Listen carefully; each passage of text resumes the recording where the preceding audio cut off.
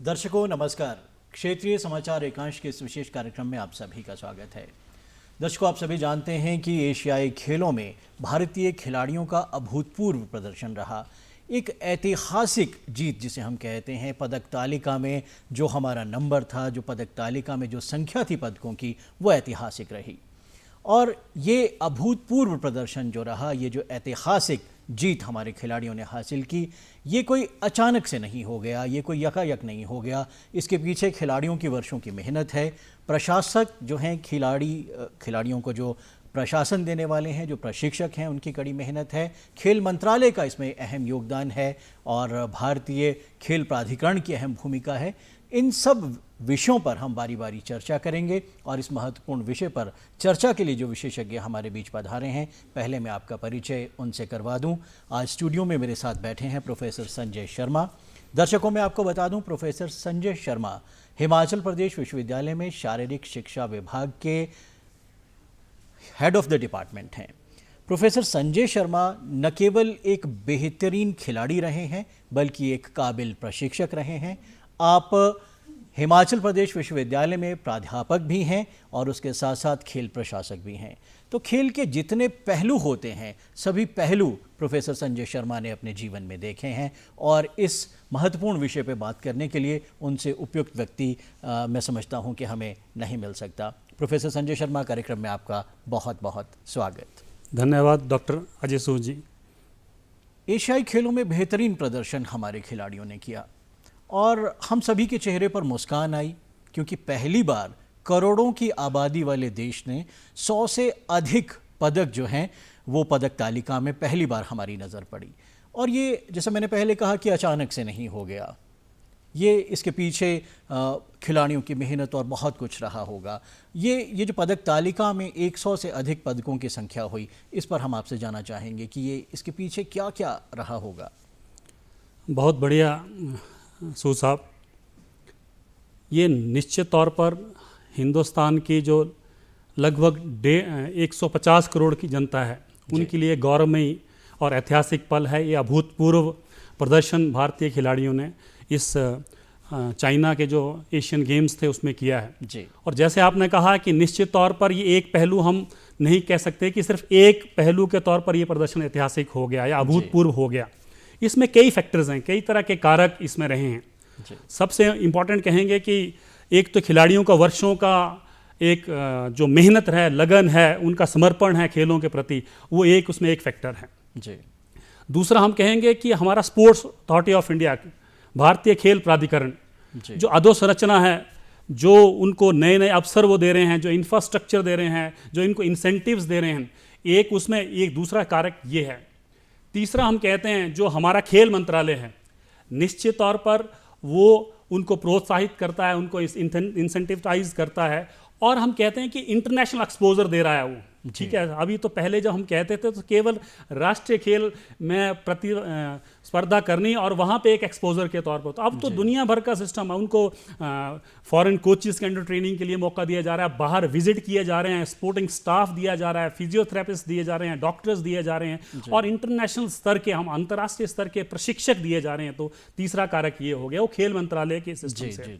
और एक बड़ा जो महत्वपूर्ण हम रोल कहते हैं, हमारे देश के यशस्वी प्रधानमंत्री माननीय नरेंद्र भाई मोदी जी, उनका जो खिलाड़ियों के प्रति समर्पण है, जो प्रोत्साहन है और वो नित्य रोज मिनट टू मिनट उनको मॉनिटर करते हैं, तो निश्चित तौर पर ये भी एक बहुत बड़ा महत्वपूर्ण भूमिका में जो फ्रंट से आगे से लीड कर रहे हैं खिलाड़ियों को और देश को भी लीड कर रहे हैं, तो वो भी एक महत्वपूर्ण। तो ये सारे सामूहिक तौर पर जो ऐतिहासिक प्रदर्शन रहा है, जो अभूतपूर्व प्रदर्शन रहा है और निश्चित तौर पर 100 का आंकड़ा, शतक हमने लगाया है, 107 मेडल हम जीत के आए हैं, तो ये अभूतपूर्व है। और इसमें सभी ये कारक निश्चित तौर पर हमारे को आगे लेके, और तिरंगे को जो आज पूरे देश में जो हमने डंका बजाया पूरे विश्व में, वो निश्चित कारण ये संभव हो पाए। जी, निसंदेह बहुत सारे कारक हैं और सभी कारकों की हम एक एक करके चर्चा करेंगे। अगर मैं थोड़ा सा इन एशियाई खेलों से तुलना करूं पिछले एशियाई खेलों की, या पिछले 5-6 सालों से भी अगर हम पीछे जाएं, एक दशक पीछे जाएं, तो बहुत सारी अंतर्राष्ट्रीय स्पर्धाओं में हमारे खिलाड़ी पसीना बहाते थे, उनकी मेहनत में कमी नहीं होती थी, लेकिन शायद जो परिणाम थे वो आशा के अनुरूप नहीं होते थे। लेकिन पिछले 5, 7, 10 सालों में हमने देखा है कि परिवर्तन आने लगा है। किसी एक खेल या किसी दो खेल में हमारे पदक नहीं, बल्कि अलग अलग प्रतिस्पर्धाओं में हमारे खिलाड़ी बेहतर कर रहे हैं। तो ये जो परिवर्तन आया है, हालांकि खेल मंत्रालय हमारे देश में आज़ादी के बाद से है और हमारे खिलाड़ी भी अपना जो है वो 100% खेल के मैदान में देते थे, लेकिन पिछले कुछ समय से ये जो परिवर्तन आया है और पदक तालिका में हम बेहतर करने लगे हैं, अंतर्राष्ट्रीय प्रतिस्पर्धाओं में जो हमें पदक मिलने लगे हैं, इसके पीछे क्या कारण है? बहुत आपने सटीक प्रश्न आज पूछा है इसके बारे में।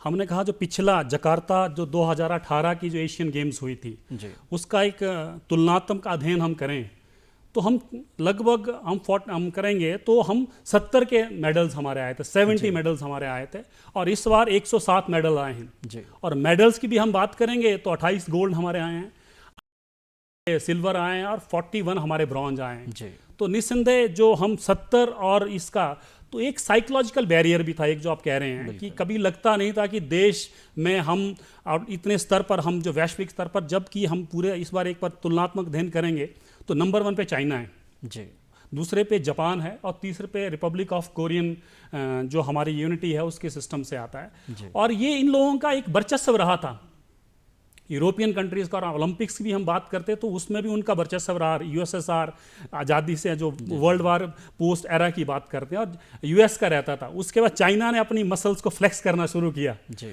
तो वो थोड़ा लीड करते थे और यूरोपियन कंट्रीज लीड करते थे। लेकिन अब जो कह रहे हैं हम, जो एक विषय आप कह रहे हैं कि इस बार पहली बार सिस्टम हुआ, तो कारण क्या है? तो हम कहते हैं कि एक तो मैंने पहले आपको कहा कि हमारा जो इंफ्रास्ट्रक्चर है, जी, अधोसंरचना, हम कहते थे पहले हमारे इंटरनेशनल लेवल की फैसिलिटीज हमारे पास नहीं होती थी। हम हॉकी की बात करेंगे तो एस्ट्रोटर्फ का पूरे देश में ही 5-7 ग्राउंड होते थे, हम खेलते तो घास के मैदान पे थे, जब इंटरनेशनल लेवल पे जाते तो एस्ट्रोटर्फ में खेलने, तो विषय चेंज हो जाता था। जी, तो अल्ट्रा मॉडर्न फैसिलिटीज की हम जो बात करते थे तो वो विषय नहीं होता था। जी, आपने देखा होगा 1983 जब कपिल देव के सानिध्य में हमने वर्ल्ड कप जीता जी, तो हम मोटी सी एक अपनी स्वेटर पहन के आते थे, बड़े पजामे वाली अपनी पैंट पहन के आते थे, बड़े कॉलर वाली। लेकिन अब वो सारा टेक्नोलॉजी ड्रिवन चीज़ें होगी, स्पोर्ट्स इंजीनियरिंग का विषय आ गया, हम शूज़ कौन से पहने हैं, हम अपना ड्रेस कौन सी पहने, सारे फैसिलिटेट हो गए। और हम कहते हैं अंतर्राष्ट्रीय स्तर का जो एक्सपोजर है, हम जो कहते हैं उस नाते से वो एक्सपोजर मिल रहा है।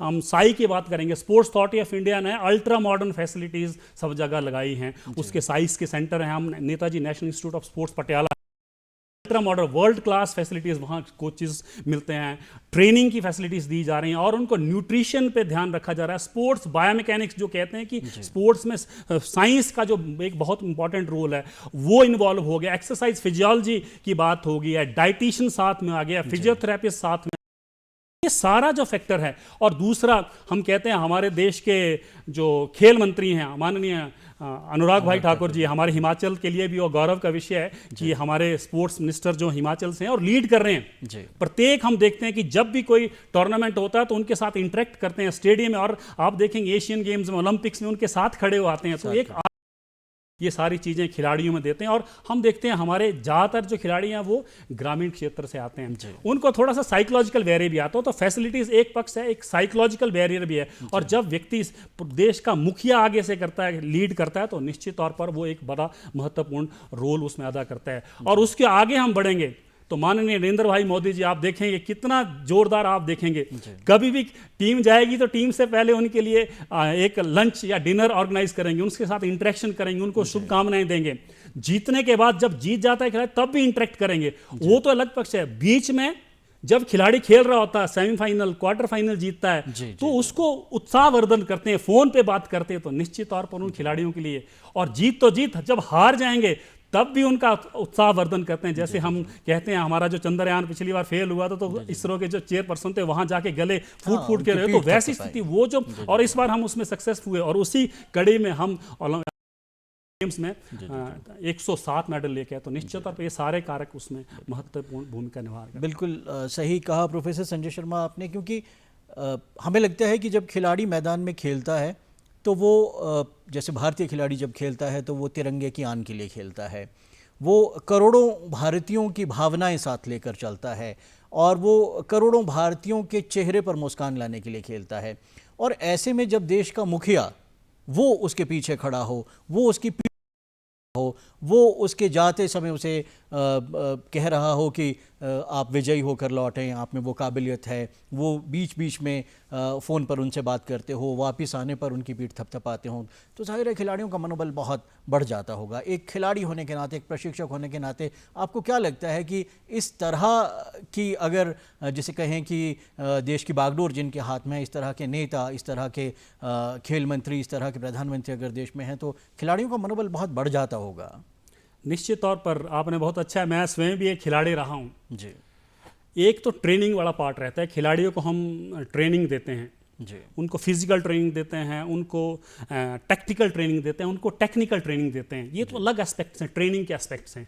लेकिन हमने कहा साइकोलॉजिकल, हम एंग्जाइटी होता है प्री कंपटीशन, जब एक पीरियड रहता है जो खिलाड़ी बहुत तैयारी करके जाता है अपने, लेकिन जब अंतर्राष्ट्रीय स्तर पर वो अपने प्रतिद्वंदियों के साथ देखता है तो एक साइकोलॉजिकल बैरियर होता है सूद साहब उसमें जी देखेंगे, क्योंकि हो सकता है ओपोनेंट टीम हो सकता है 10 बार की विजेता हो, पिछला कोई ओपोनेंट बॉक्सर है, शूटर है, आर्चर है, वो गोल्ड मेडलिस्ट, पिछला ओलंपिक मेडल या वर्ल्ड रिकॉर्ड होल्डर हो सकता है। तो वो सारे फैक्टर्स एक प्रेशर डालते हैं। तो आपने जब ये कहा, जब हमारा देश का मुखिया वो कहता है मैं आपके साथ खड़ा हूं, मैं आपके साथ खड़ा हूं, तो निश्चित तौर पर वो साइकोलॉजिकल जो एक बैरियर होता है उसको ब्रेक हमने किया। और साइकोलॉजिकल बैरियर उनके समर्पण के कारण, उनके मार्गदर्शन के कारण और उनका जो विश्वास वो उन हमारे सारे खिलाड़ियों के पीछे रखते हैं और उनकी पीठ थपथपाते हैं, तो निश्चित तौर पर ये बैरियर जो साइकोलॉजिकल बैरियर जिसको कि उनके कारण, प्रोत्साहन के कारण, उनके समर्थन के कारण इन खिलाड़ियों ने ओवरकम किया और वो खुल के खेलते हैं। जी तो बोलते भी हैं, जीत हार अलग विषय, आप खुल के खेलिए। इन द खेल द अल्टीमेट स्पोर्ट्समैन स्पिरिट जो यार, और गेम जीतने के लिए जब वो खेलते हैं और उस विश्वास के साथ, तो ये सारा निश्चित तौर पर ये सारे परिणाम में, इस सुखदायी परिणाम मैं कहूंगा, इस सारे फैक्टर्स का बहुत इंपॉर्टेंट रोल रहा है। प्रोफेसर संजय शर्मा, मैं पीछे जाना चाहूँगा और मैं अखबारों की सुर्खियाँ आज भी मुझे याद आती हैं, और हालांकि लोग कटाक्ष करते हुए या हास्य विनोद में कह देते थे जब कोई हमारी टीम अंतर्राष्ट्रीय स्पर्धा में या एशियन गेम, तो लोग कहते थे कि एक तो ऐसा खेल है जिसमें हमारा पदक, स्वर्ण पदक आएगा, और वो होता था कबड्डी। और लोग ये कह देते थे कि क्योंकि हम एक दूसरे की टांग खींचने के आदी हैं तो कबड्डी में तो हमारा पदक निश्चित है कि आएगा, लेकिन बाकी खेलों के मामले में वो आशंकित रहते थे। अब जाहिर है कि हमारा, अगर हम खेल मंत्रालय या फिर भारतीय खेल प्राधिकरण, क्योंकि इनकी बात किए बिना खेलों की बात करना जो है वो बेमानी होगा, तो जाहिर है कि उन्होंने अपनी सोच में कुछ परिवर्तन लाया होगा। खिलाड़ियों की अंतर्राष्ट्रीय स्तर पर तैयारी कैसी हो, या अंतर्राष्ट्रीय स्तर पे जो हमारे विदेशी खिलाड़ी आते हैं उनको किस तरह की ट्रेनिंग्स दी जा रही है, उन्हें किस तरह के इक्विपमेंट्स दिए जा रहे हैं, और हमारे खिलाड़ियों को वो सुविधाएं नहीं मिल रही है, जाहिर है इस पर उन्होंने गौर किया होगा। तो इनकी भूमिका आप कितनी महत्वपूर्ण मानते हैं भारतीय खेल प्राधिकरण और खेल मंत्रालय की? नहीं, बहुत आज के इस सारी जो हमारा चर्चा है इसमें बहुत ही प्रासंगिक प्रश्न आपने पूछा है जी। जो खेल मंत्रालय है या खेल प्राधिकरण है, हम कहते हैं कि हम कभी खेलते थे, जो हम पोस्ट इंडिपेंडेंस एरा की हम बात करते हैं, तो एक तो हम क्रिकेट में पूरे वर्ल्ड में कभी हम 1983 में जब वेस्ट इंडीज का वर्चस्व रहा, तो उसके बाद 1983 में कपिल देव जी के नेतृत्व में हमने वर्ल्ड कप जीता, अंडरडॉग्स थे और हम ऊपर करके आए नंबर। दूसरा आपने कहा कि टांग खींचने वाला विषय था, तो मिट्टी का खेल था, हम हिंदुस्तान में वैसे भी लोग बोलते हैं कि आप टांगने, तो उसी चक्कर में आप उसमें भी एक्सेल कर रहे हैं। और तीसरा विषय आता था मेजर ध्यानचंद, हॉकी के जादूगर, उनके वर्चस्व में जब हमने उनके नेतृत्व में खेला तो ओलंपिक्स में एक मेडल हमारा पक्का और गोल्ड या सिल्वर के लिए, और हम लंबे समय तक उसमें रहा। लेकिन बाद में जो अल्ट्रा मॉडर्न फैसिलिटीज आई, ग्रास से हम एस्ट्रोटर्फ की तरफ को आए, पॉलीग्रास की तरफ को आए, तो धीरे धीरे हमारे से वो चीज़ें छिटकने लगी जी। तो अब ये सारे संदर्भ में जब कहते हैं कि हम क्रिकेट के मैदान में भी घास सिस्टम में खेलते थे, लेकिन अब नया सिस्टम हमने देखा होगा 80 के दशक में जब हम इंग्लैंड जाते थे, ऑस्ट्रेलिया खेलने जाते थे, तो हमारे खिलाड़ी 15 जब जाते थे तो एक्लिमेटाइजेशन को समय ही नहीं मिलता था, वो उस वातावरण में ढलते नहीं थे। ढलते क्यों नहीं थे? कि हमारे को वो एक्सपोजर मिलता नहीं था, तो उस कारण हमारे को बुखार हो जाता, डायसेंट्रीज हमारे खिलाड़ियों को, तो वो परफॉर्म नहीं कर पाते थे। तो उसमें जो महत्वपूर्ण रोल में जो सेंटर स्टेट में आया, वो स्पोर्ट्स अथॉरिटी ऑफ इंडिया, भारतीय खेल प्राधिकरण, उसमें महत्वपूर्ण भूमिका उन्होंने निभाई। तो एक तो हम कहते हैं साई के सेंटर्स हैं, हम कहते हैं साई सेंटर्स, हम वेस्टर्न सेंटर गांधीनगर में है, अब अपना ईस्टर्न सेंटर हमारा कोलकाता में है, बेंगलोर में हमारा सेंटर है, और पटियाला में तो हमारा सेंटर है ही। तो ये सारे सेंटर्स में अलग अलग तरह का वर्ल्ड क्लास इंफ्रास्ट्रक्चर उन्होंने एक तो क्रिएट किया है जी। अब कहते हैं दूसरा, हर खिलाड़ी की परफॉर्मेंस को मॉनिटर करने के लिए हाई परफॉर्मेंस डायरेक्टर उन्होंने अपॉइंट किए हैं जी। तो वो डायरेक्टर क्या करता है, वो सारे पहलुओं को देखता है कि न्यूट्रिशन क्या चल रहा है। ये हम थोड़ा सा जानना चाहेंगे कि ये हाई परफॉर्मेंस डायरेक्टर्स क्या हैं। बहुत अच्छा, ये बहुत सिस्टम है, क्योंकि ज़्यादातर के दर्शकों को थोड़ा सा इसमें मुझे लगता है वो अनभिज्ञ हैं इस सारे विषय से। हाई परफॉर्मेंस डायरेक्टर है क्योंकि इंटरनेशनल में जो लेवल पे जो परफॉर्मेंस है वो सामूहिक फैक्टर्स के तौर पर करता है। एक खिलाड़ी सिर्फ, हम कहते हैं कि खिलाड़ी में साइंस बहुत इंपॉर्टेंट रोल प्ले करता है, क्योंकि मानव शरीर एक लैब के तौर पर है, तो वो क्या खाता है। और पहले हम कहते थे, तो खेल प्राधिकरण के रोल से पहले हम कहते थे जब भी किसी खिलाड़ी को कोई डाइट देनी तो बादाम और काजू घी खिला दिया। अब तो हम कहते हैं कि डाइट भी इवेंट स्पेसिफिक होगी। साइना नेहवाल, पीवी सिंधु, जिन्होंने अब पुरापल्ली कश्यप, रिंकी, साई राज रेड्डी की बात, सात्विक और इनकी बात करते हैं, तो वो तो अपनी मर्जी से एक चॉकलेट भी नहीं खा सकते हैं। तो कैलोरीज कितनी देनी है, कौन सा कैलोरीफिक फूड, डाइट स्पेसिफिक, उन्होंने इवेंट स्पेसिफिक देना, ये सारा एक खेल मंत्रालय ने किया। अब देखते हैं कि इंजरीज पे भी बड़ा इंपॉर्टेंट रोल रहता था। हमारे खिलाड़ी टूर्नामेंट से कुछ पहले पूरी तैयारी करते थे लेकिन इंजर्ड, तो फिजियोथेरेपी उसके साथ लगातार चल रहा है। उनको सारा सिस्टम, साइकोलॉजिकल जो हमारे काउंसलर्स हैं वो साथ रहते हैं, तो उनको काउंसलिंग करते हैं। डॉक्टर्स परमानेंट है, स्पोर्ट्स स्टाफ लगातार साथ है। तो ये साई के रोल के कारण हुआ। और इंटरनेशनल कोचेस दे रहे हैं और उसको पे कर रही है authority, sports authority of India, Bharat सरकार, खेल मंत्रालय पे कर रहा है। तो ये सारा जो सिस्टम है, क्योंकि हम हिमाचल की बात करेंगे या देश की बात करेंगे, भारत की बात करेंगे, तो ये सारे पहलू कुछ परफॉर्मेंस को ऊपर ले जाने में इसमें सबको जो इन्फ्लक्स दिया है, हम कहते हैं जो फाइनेंस सबसे ज़्यादा इन्वॉल्व है। तो फाइनेंस के बिना तो सारे कुछ चीज़ें संभव, इंफ्रास्ट्रक्चर हो, ट्रेनर्स हो, फैसिलिटीज़ हो, डाइट हो, इंटरनेशनल एक्सपोजर हो। हम नीरज चोपड़ा की बात करते हैं तो फॉरेन में जाके ट्रेनिंग करते हैं, तो उसका एक्सपोजर आया, उसके रिजल्ट आ रहे हैं, फर्स्ट ओलंपियन हमारे एथलेटिक्स में आए। तो ये सारा फैक्टर ये खेल मंत्रालय, भारतीय खेल प्राधिकरण, स्पोर्ट्स अथॉरिटी ऑफ इंडिया के कारण ये प्रयासों से हो पाया। यहाँ पर एक सवाल मैं आपसे और करना चाहूँगा, क्योंकि प्रतिभा खोज, टैलेंट सर्च जिसे हम कहते हैं, उसके बिना शायद रिजल्ट्स नहीं आते हैं। प्रतिभा की खोज करना बहुत आवश्यक है। हम ये सुनते हैं कि अब प्रतिभा खोज, टैलेंट सर्च जो हो रही है ये भी साइंटिफिकली हो रही है, वो क्या है, उसके विषय में थोड़ा बताएं। ये भी थोड़ा अच्छा विषय है। हम कहते थे ये लेटेस्ट हम ट्रेंड है टैलेंट आइडेंटिफिकेशन, जिसको प्रतिभा खोज कहते हैं। हम पहले जो खोज करते, जो हमारा पहला पुराना सेटअप होता था, हम व्यक्ति को, क्योंकि बेसिकली इंटरनेशनल लेवल पे जो हम टैलेंट आइडेंटिफिकेशन की बात करते हैं 8th 9th ईयर ऑनवर्ड शुरू हो जाता है जी। और हम डेवलप कंट्री, जो हम भी, भारत भी उसी सिस्टम में बढ़ रहा है। बिल्कुल। अभी तो अगला ओलंपिक्स आ रहा है और उसके बाद लॉस एंजलिस का ओलंपिक्स भी आ रहा है, तो उसके अगला ओलंपिक्स भी चल रहा है। तो जो 10 साल के 3 ओलंपिक्स उसकी तैयारी चल रही है, तो मतलब 7-8 साल में टैलेंट आइडेंटिफिकेशन करते हैं। जो हम पहले करते थे, हम हाइट देखते थे, हम वेट देखते थे, तो वो थोड़ा ठीक, लेकिन उससे हम स्टीक या स्पेसिफिक टैलेंट आइडेंटिफिकेशन नहीं कर सकते थे। अब किया गया, हम कहते हैं टैलेंट आइडेंटिफिकेशन साइंटिफिक हो गया। हम मसल फाइबर की बायोप्सी करते हैं। मसल फाइबर्स में थोड़ा सा मैं डिटेल में साइंटिफिक पक्ष में नहीं जाऊंगा, लेकिन मसल फाइबर देखेंगे तो जीन के ऊपर सारा सिस्टम करता है, क्रोमोसोम्स के ऊपर, तो सारा सिस्टम तय करते हैं। 8 साल 15 साल में जब खिलाड़ी अंतरराष्ट्रीय स्तर पर अपने प्रतिभा का प्रदर्शन के लिए काबिल हो जाएगा, तो उसमें उसका रेट ऑफ ग्रोथ क्या होगा, उसकी हाइट क्या होगी, उसकी मसल पावर कौन सी होगी। हम कहते हैं कि स्प्रिंटर होगा तो स्प्रिंटर की लेग मसल्स में अपने फास्ट ट्विच मसल फाइबर की परसेंटेज ज़्यादा होनी चाहिए, और लॉन्ग डिस्टेंस रेसर है तो उसमें स्लो ट्विच मसल फाइबर की, और जो मिडल डिस्टेंस है उसमें दोनों का। तो जब हम देख लेते हैं इनिशियल, क्योंकि मसल फाइबर तो बच्चे की जब पैदा होता है एट दैट टाइम वो पूरी तरह से तय हो जाता है कि इसकी मसल, लेग मसल में, आर्म मसल में कौन सी है, तो वो एक अच्छा टैलेंट आइडेंटिफिकेशन, और हम साइंटिफिक बेसिस पे उसमें कर रहे हैं। तो निश्चित तौर पर ये जो परिणाम आ रहे हैं, एक टैलेंट आइडेंटिफिकेशन में भी उसकी महत्वपूर्ण भूमिका उसमें रही है। और प्रोफेसर संजय, ये भी सुनने को मिलता है कि अब जो हमारे खिलाड़ी हैं, पहले खिलाड़ियों की अप्रोच जो है वो प्रोफेशनल नहीं हुआ करती थी, अब हमारे खिलाड़ियों की अप्रोच प्रोफेशनल हो गई है, तो उसमें क्या बदलाव आया है और कैसे आया है?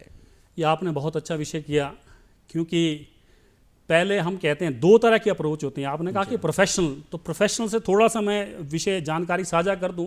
जब भी हम देश के लिए खेलते हैं, ट्राई कलर के लिए खेलते हैं, तिरंगे के लिए खेलते हैं, तो तिरंगा देश की शान के साथ जब ओलंपिक पोडियम में गोल्ड मेडल आता है तो तिरंगा ऊपर जाता है, राष्ट्रीय गान हमारा चलाया जाता है, तो निश्चित तौर पर सारे भारतीयों का सीना गौरवान्वित वो करता है। अब थोड़ा सा देश में हमारे हम कहते हैं कॉर्पोरेट सेक्टर भी इसमें इन्वॉल्व हो गया और खेल मंत्रालय के मार्गदर्शन के कारण वो सारी चीज़ें हुए। आप देखेंगे प्रोफेशनल अप्रोच आ गया, आईपीएल आ गया, इंटरनेशनल लेवल के। कभी हम ऑस्ट्रेलिया जाते थे, अमेरिका, आप सारे इंग्लैंड जाते थे, या हम साउथ अफ्रीका जाते थे, वेस्ट इंडीज, तो जब खेलने जाते तब देखते थे।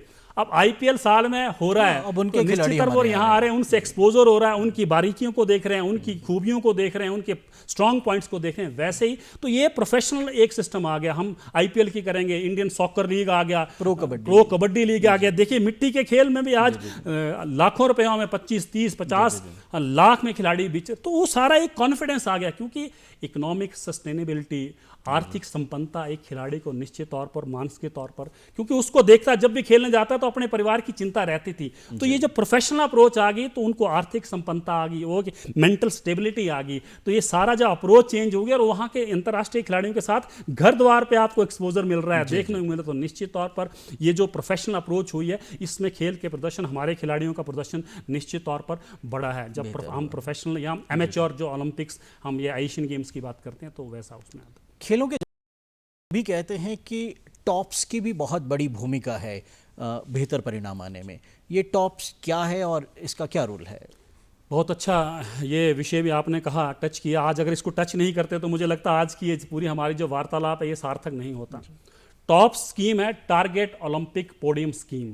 तो ये 2014 में केंद्र सरकार ने ये स्कीम लॉन्च की और 2018 में इसको रीवैम्प किया बेसिकली।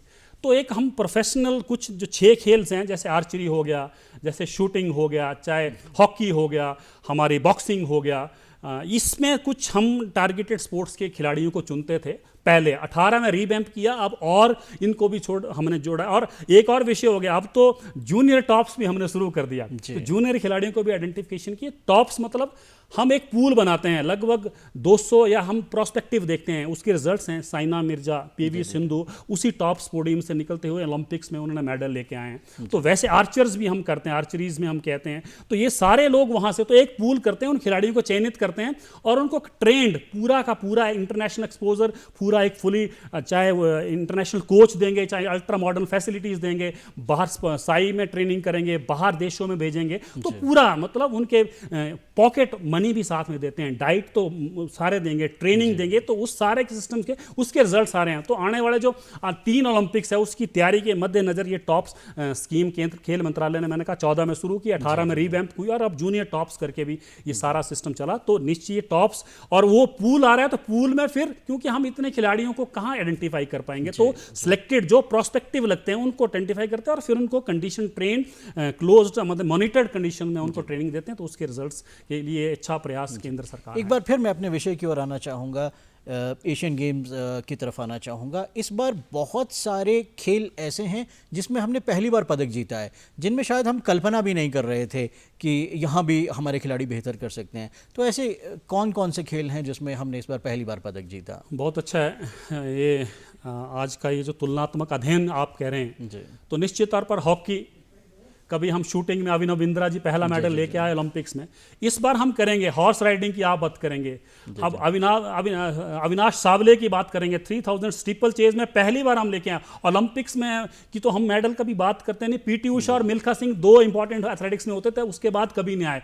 हम पारुल चौधरी की बात करेंगे, 5000 में कैसे उन्होंने कहा कि पीछे से बैक होते हुए की स्ट्राइड में आप कैसे करें। तो एथलेटिक्स में हमने किया, आर्चरी में हम कर रहे हैं, हम एक्वेस्ट्रिज में कर रहे हैं, हम आर्टिस्टिक स्विमिंग में कर रहे हैं। ये जो हम कहते हैं, हम शूटिंग की जो बात करते हैं, हम देखिए ओलंपिक्स में तो हम पीवी सिंधु का बैडमिंटन में, लेकिन हम अपने मिक्स डबल्स में और अपने युगल में भी हम बैडमिंटन में सात्विक साईराज की रिंका रेड्डी की जोड़ी ने निश्चित तौर पर मेडल लेके आए हैं। तो ये सारे कुछ चीज़ें, क्योंकि हम गिनती 107 हम बात करेंगे तो, लेकिन वो सारा उस समय की कंस्ट्रेंट के कारण टफ हो जाएगा। लेकिन ये कुछ प्रोफेसर संजय शर्मा, बिल्कुल समय कम है कार्यक्रम का, और एक मैं लगभग अंतिम सवाल आपसे ये करना चाहता हूं कि कुछ राज्य हमारे देश में बहुत बेहतर कर रहे हैं स्पोर्ट्स में, कुछ राज्य अभी पीछे हैं। कुछ राज्य जो बेहतर कर रहे हैं और जो पीछे हैं, इनके बीच में कहीं हिमाचल भी हैं। हालांकि अभी जो कबड्डी में मेडल जीता है उसमें हिमाचल की हमारी बेटियां हैं, जो उस विनर कप्तान टीम रही की, हमारी, जी बिल्कुल, ऋतु कप्तान जो है वो हिमाचल की लड़की रही है। हिमाचल में अगर हम खेलों को लेकर भविष्य देखें तो कहाँ हम ठहरते हैं? ये बहुत अच्छा प्रश्न भी है। समय का कंस्ट्रेंट के कारण मैं थोड़ा जल्दी जल्दी आपके प्रश्न का उत्तर दूंगा। वैसे हरियाणा नंबर 1 पे है, पंजाब नंबर 2 पे है और महाराष्ट्र नंबर 3 पे। अभी जब तुलना तक अध्ययन करेंगे, लेकिन हिमाचल भी 7 मेडल लेके आया है। 7 मेडल पे हम भी ज़्यादा पीछे नहीं है, लेकिन ठीक है, हम एथलेटिक्स में हमारी लड़की लेके आई है, कांगड़ा की लड़की मेडल लेके आई है, तो हिमाचल में अच्छा है। हम कहते हैं इंडियन क्रिकेट की बात करेंगे, हैंडबॉल में हमारे अंतर्राष्ट्रीय टीमें, हमारे मतलब आधी टीम हिमाचल से जा रही है। वॉलीबॉल में हमारे लोग जा रहे हैं, तो हॉकी में हमारे लोग जा रहे हैं, कबड्डी में हमारे लोग जा रहे हैं। तो हिमाचल के जो खिलाड़ियों का भविष्य निश्चित स्वर्णिम है, वो ऐतिहासिक रहने वाला भविष्य। तो दर्शकों, आप देख सकते हैं कि एशियन गेम्स में जो हमने बेहतर प्रदर्शन किया उसको लेकर एक अवलोकन प्रोफेसर संजय शर्मा जी ने बेहतरीन अवलोकन उसका किया। और एक खिलाड़ी, एक प्रशिक्षक जब स्टूडियो में होता है तो हम में भी जोश भर जाता है, आप में भी जोश भरा होगा। प्रोफेसर संजय शर्मा, आप हमारे कार्यक्रम में आए, बेहतरीन जानकारी हमको दी, आपका बहुत बहुत धन्यवाद जी।